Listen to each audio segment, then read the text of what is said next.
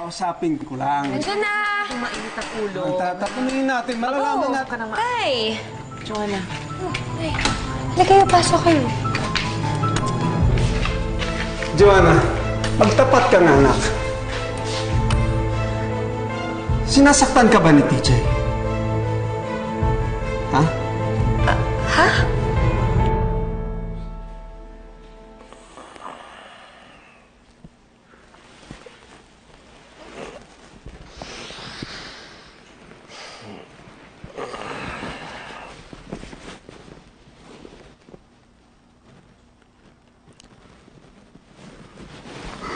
Ani?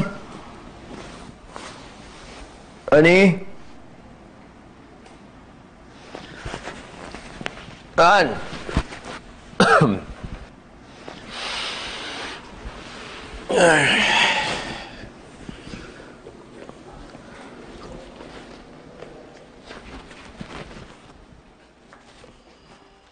Sino nagsabi nito?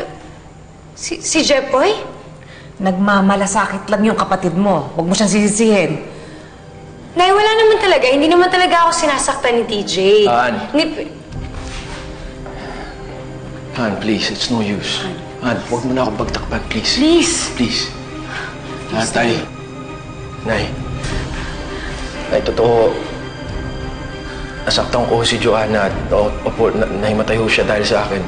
Pero maniwala ho kayo, hindi ko sinasadya talaga. Tay! Han! Tay, tama na! Please, tama na! Tama na, Estoy! Hayaan mo lang ako, Remy. Kulang pa yun sa ginawa niya sa anak ko.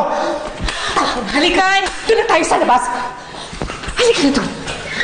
Ben, halika na. Tara, sige. Han, I'm sorry. Gamitin natin to. No. Huwag ka mag-sorry. I'm sorry sa lahat Huwag ka ng mag-sorry. Han, I'm sorry. Ako dapat mag-sorry kasi hindi naman ito dapat umabot sa kanila eh. Han, may karapatan silang magalit sa akin, ha? Lalo na tatay mo, I deserve it. Han, tama siya. Wala pa to, hindi pa to. Kulang pa tong bayad sa mga nagawa ko sa'yo, Han. I'm sorry.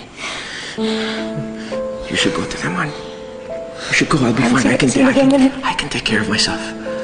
Han, you go. I'm sorry, Han.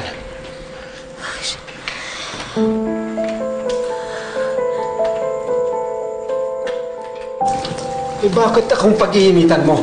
Ayun ang kausapin mo, yung asawa ni Joanna. Ano ka ba? Hindi mo pa nga talaga alam kung ano nangyari, di ba? Kahit ano pa yan, hindi niya maaaring saktan ang anak natin. Tay.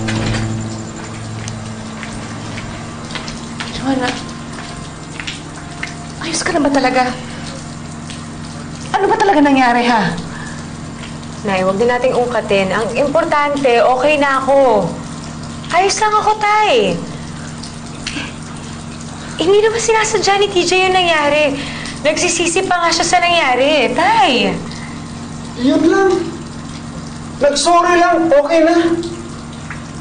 Anak, paano kung napuruhan ka? Estoy, ano ba? Tinatakot mo si Joanna eh. Diyos! Tay, huwag na kayo umiyak, please. Ito kasing tatay mo eh. Kausapin mo nga. Sa'yo lang naman nakikinig yan eh.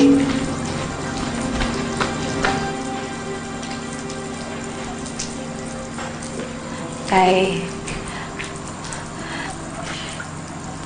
Tay naman, sana hindi niyo na lang pinatulan si TJ.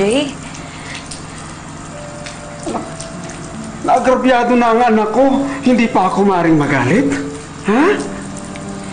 Tay, sana naman maintindihan niyo yung sitwasyon ng asawa ko. Alam niyo naman, di ba, may sakit siya. Sana kayo na lang yung umintindi, Tay. Paano ko intindihin ang taong sinasaktan ng anak ko? Sige nga! Tay. Kung ganito lang naman ang mangyayari sa'yo dito, mabuti pa umalis ka na. Sumama ka na sa amin.